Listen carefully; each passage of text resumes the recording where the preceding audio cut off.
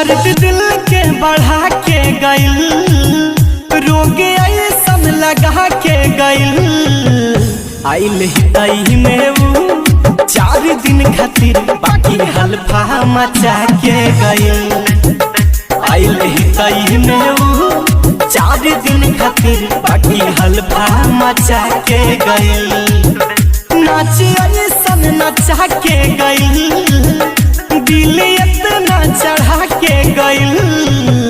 अब ले देना पानी 3 साल में इतना कर्जा बढ़ा के गइल।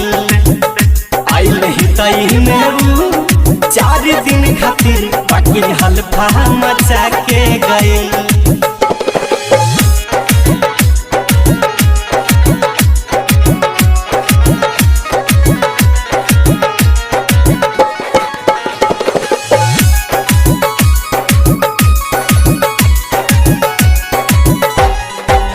गोरे गोरे फेस में कप में उठा लाली, देखे में ये तहस बड़े आया बुझाली। गोरे गोरे फेस में कप में उठा लाली, देखे में एकदम बड़े आया बुझाली। रस यही सन चुहा के गइल, सबके अपन बना के गइल। अब ले देना पानी 3 साल में इतना कर्जा बढ़ा के गइल। आइल हितई में ऊ 4 दिन खातिर बाकी हल्फा मचा के गइल।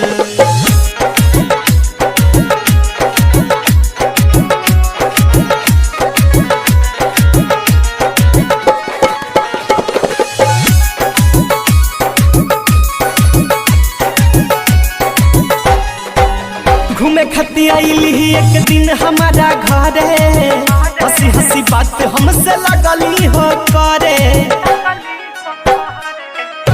अरे घूमे खती आइली एक दिन हमारा घरे, हंसी हंसी बात हमसे लगली हो करे।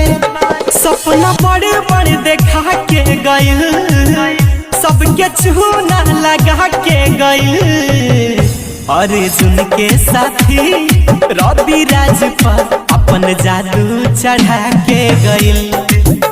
अब ले देना पानी 3 साल में इतना कर्जा बढ़ा के गइल।